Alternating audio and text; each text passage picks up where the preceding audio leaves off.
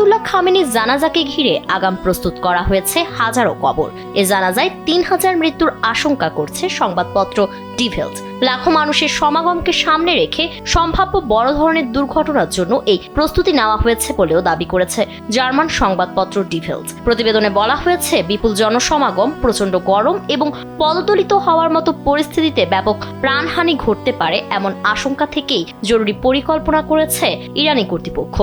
একটি গোপন সরকারি চিঠিতে ইরানের রেড ক্রিসেন্ট ও জাতীয় দুর্যোগ ব্যবস্থাপনা কর্তৃপক্ষ দেশটির ফার্স্ট ভাইস প্রেসিডেন্টকে সম্ভাব্য ঝুঁকির বিষয়ে সতর্ক করেছে।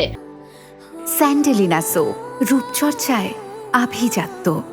সেখানে উল্লেখ করা হয়েছে, কয়েক কোটি মানুষের সমাগম হলে ৩,০০০ মানুষের প্রাণহানির আশঙ্কা উড়িয়ে দেওয়া যাচ্ছে না। এই পরিস্থিতি মোকাবেলায় বিশেষ একটি ইউনিট গঠন করা হয়েছে। একই সঙ্গে তেহরানের বেহেশত-ই জাহরা কবরস্থানে আগাম প্রস্তুত রাখা হয়েছে কয়েক হাজার নতুন কবর। নিরাপত্তার কারণে নাম প্রকাশে অনিচ্ছুক তেহরান সিটি কর্পোরেশনের এক কর্মকর্তা ডি ভেল্টকে বলেন, প্রস্তুত করা কবরগুলো বাস্তবেই রয়েছে। এত বড় জনসমাগম ও তীব্র গরমে কি পরিস্থিতি তৈরি হবে তা আগে থেকে নিশ্চিতভাবে বলা সম্ভব নয়। তাই সবচেয়ে খারাপ পরিস্থিতির জন্য প্রস্তুত থাকতে বলা হয়েছে। শনিবার তেহরানে শুরু হয়েছে আয়াতুল্লাহ আলী খামেনির রাষ্ট্রীয় শেষকৃত্য। কয়েকদিন ব্যাপী এই শোকযাত্রা তেহরান থেকে কুম, এরপর ইরাকের নাজাফ ও কারবালা হয়ে আগামী বৃহস্পতিবার মাশহাদে শেষ হবে। সেখানেই তাকে দাফন করা হবে।